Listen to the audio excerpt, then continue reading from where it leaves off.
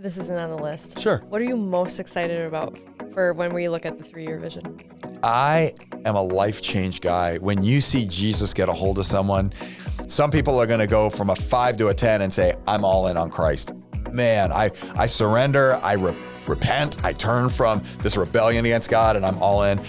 I look at this campus and I look at the southwest side of the county and I look at what's growing out there and the people that are there, and I look at building the community within the community, building a Christian community within that community, people not having to drive 45 minutes to church, but instead having that in their own community. That thrills me. Hey, Spring Lake family, I'm sitting down here with Pastor Jack. We are going to be going over some frequently asked questions about the 3-year vision. It's going to be rapid fire, so we're going to be going pretty quickly through these. So if you have any questions throughout the 3-year vision, you can put them in the comments below, or you can email social@springlakechurch.org. We'd love to pass that off to whoever the question is pertaining to. And without further ado, we ready? Absolutely. Let's do it. Okay, so we're going to start off specifically with the Bellevue expansion. Everyone wants to know. I know this was a shock to me when I saw this. Okay.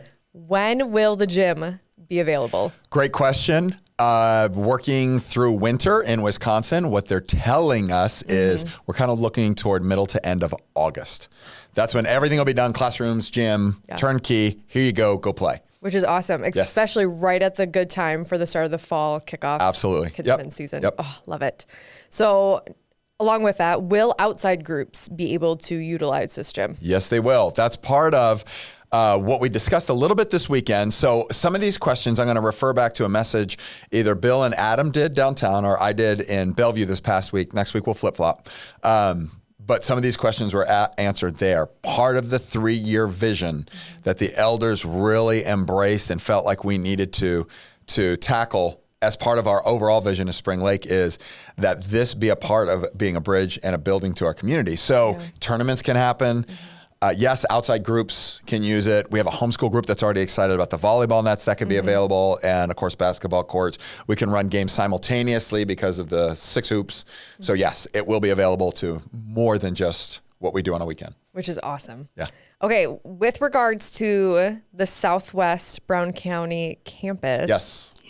How was this section of Brown County selected? So when you look at where Brown County is growing, and when you look at where Spring Lake is attending, especially Bellevue, because Bellevue really has the pinch right now. But the pinch is a part of the equation, but it's not the whole equation. Where is Brown County going? That southwest side is a big piece of it.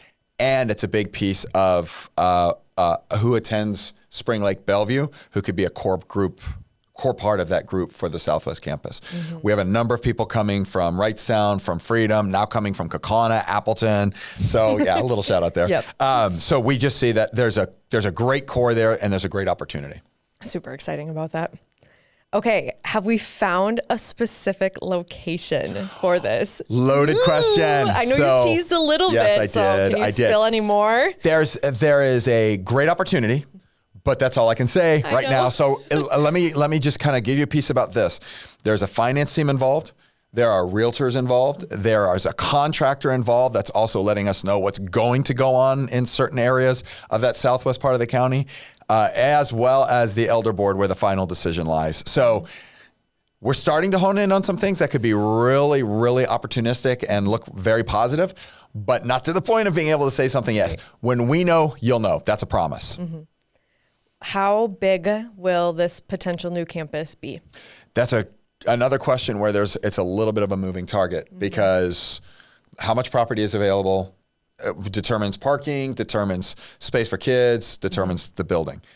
So the goal is to repeat a little bit of what we did downtown, which is about 20,000 to 25,000 if you include the family and community center, 20 to 25,000 square feet, which allows for a good sized ministry to 300 to 400 people in a service, which is honestly a lot of people's preferred service size. You can actually know the people in your church. And at the same time, it's big enough to be able to do some things beyond what a smaller core could do. So we feel really good with that numbers. The elders, the staff felt really good about where that number could be. Yeah, we love it. Okay, I'm excited about this one. Good. Are we building upon land or are we renovating an existing building? Phenomenal question. And once again, a little bit of a moving target. Yep. The one thing with being in an area where people are still going and moving to is the land is hard. The buildings that exist are harder to find. So that's been more of a challenge. We thought we had a couple pieces and then hit some snags with what they were requesting, or limited parking, or limited space where we could expand if needed. We are looking at land. We've had some pieces come in, some parcels come in that could be enticing. So there are options out there. So we'll see. Who will be the campus pastor at the new campus? That we can't answer yet. We don't know. Right. I'll say this, we've been staffing since about 2019 with the third campus in mind, because these conversations started probably 2018-ish of looking at that third campus. We do have, I would die on the hill for the staff, anyone on the staff, top to bottom. So we know we've got some phenomenal people on staff. We have one role that's open right now that we're praying about. Could that be it? We'll know when we have the right fit. But it will be, I just want to say this too, it will be a similar model of what you felt in downtown, what you felt in Bellevue, where you'll know who your campus pastor is. You'll know who really the shepherd of that campus is, as well as there'll be a voice within the teaching team, which we're going to keep the same model with that as well. So into the next one of, will we continue to have live teaching with the third campus? Yes. What we've done is live teaching with video interspersed. So if you think, I'm going to ballpark this number, so I'm saying that up front, if you think 6 to 8 times a year of a video out of 52, and why we do that is, number one, when we want a similar or same message across all campuses, and those who aren't there, so for online. Number two is the launch of a series, because that way everyone starts from the same starting point. Or to be honest, sometimes number three, it gives the teaching team a break. And when you're off for only 1 week, you don't really get a break because you're already planning the next week's messages. If we can do a video in there, it gives everyone kind of a 1 to 2 week break, which is just kind of gives some breathing room. Right, which is great. And then for the Southwest campus, what is the timeline for this to actually come to fruition? That's a great question too. So if we find a space that needs renovation, that's one thing. If I could quote Mitch Eastman, Mitch, I've said before, if you don't know Mitch, you need to if you're a Spring Laker, or if you're not. You're looking at 9 months before you can get blueprints and plans and contractors involved, and then comes the building process. So could it be shorter? Yes. Could it be up to 2 years? Yeah. It depends on if we're renovating or if we're building new. Okay. So now switching gears to more of the financial side of things. Okay. There are a lot of dates happening with pledges, matches, donations. Yes. Can you help me just give me a little bit more concrete of what each of the dates are? Absolutely. Great question. And I go into more detail in this last weekend's message. So if you want more detail, I'd encourage you to check that out. December 15th is the first date that's going to be coming up. And this is a requested, big word there, requested date for pledges. And the reason that is we want to see what the buy-in is within the church. And honestly, we've actually had some businesses kind of say, we may want to be a part of this as well. For tax purposes, it's good for end of year. And we want to know not just amounts, but is Spring Lake looking at this as a cool idea? Or are they saying, listen, this is our church, and we see this as the best way to make an impact with the message of Jesus throughout our county? So that's that first date. That's December 15th as kind of a measuring stick. At the same time, we understand some people can't give. They're going to give off of their tax return, Christmas bonus, end of year bonus. So we understand not everyone can do that. The drop dead date of what the $2 million match has been, the donor who has given the $2 million match, the drop dead date is March 1st, 2024. We must have the pledges, which is either on paper or on the digital pledge card, which is on the website, front page. We must have it by March 1st, 2024. So that's a non-negotiable date. And then the other non-negotiable date is March 1st, 2025.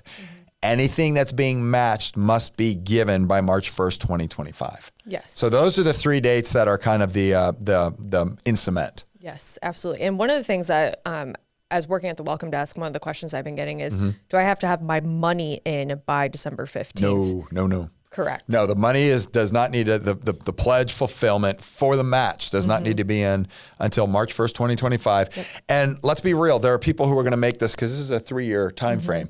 There are people that it's going to go over the match date and it may take 3 years. Thank you.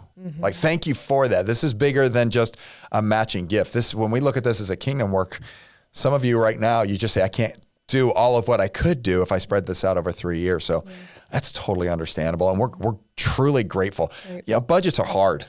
Family budgets, all of that can be difficult. So thank you for prayerfully considering, like, what's my part?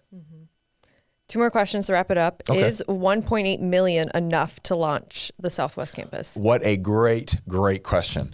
So the way we got to that number is our finance team, who are local investment people, bankers, that world. They looked at what our budget is, what it's been, and that's where they gave us the numbers that they did. And I go into all of this in the message from this past weekend on stewardship. But 1.8 million, how they got to that was, it was 1.3 million to get into our downtown campus. They looked at where things have gone cost-wise for supplies, and they looked at 1.8. Could 1.8 work? Yes, absolutely. If we find the right place, depending on what the build out needs to be, what the furniture needs to be, AC, all that stuff, it could work. Could it be a different number? And the answer to that could be yes as well. What if we buy property? What if the property gives us a better opportunity to build? It could be more. But here's what I promise you, nobody is sliding anything by anyone. So that's why we want to make this clear. If that happens and we go above a certain number, we will come back to the congregation with that. We do have this match, which goes above the numbers that we talked about in the message this weekend. We do have a number that the elders, and it was voted on in the congregational meeting this year, that the elders have some flexibility with, and that was approved by the congregation overwhelmingly.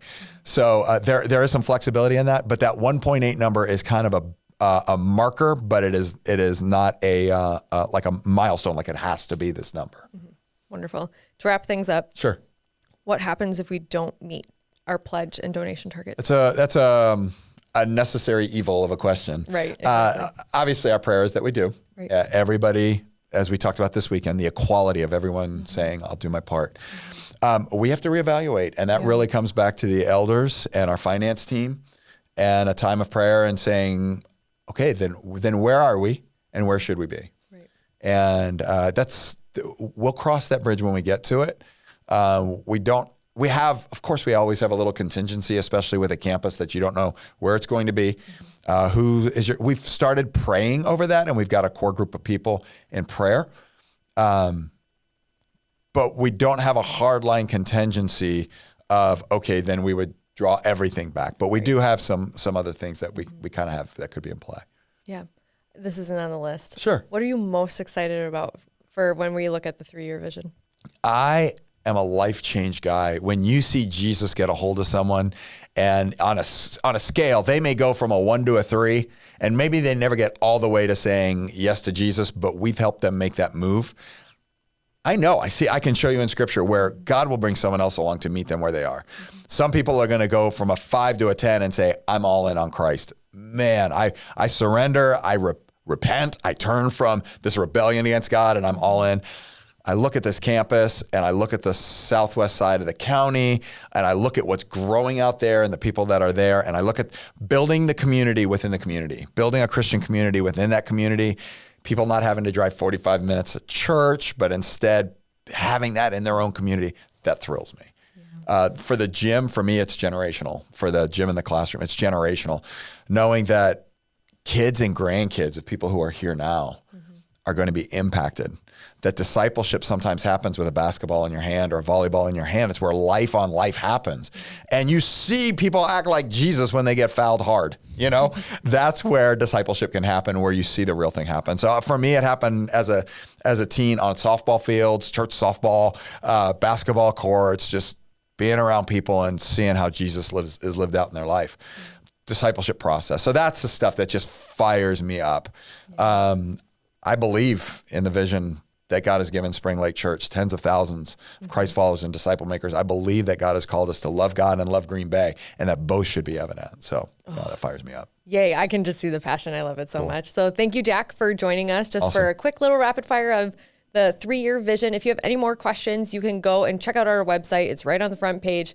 And if you have any follow-up questions, you can email social@springlakechurch.org, and we'll direct it to the right person. And have a great rest of your day.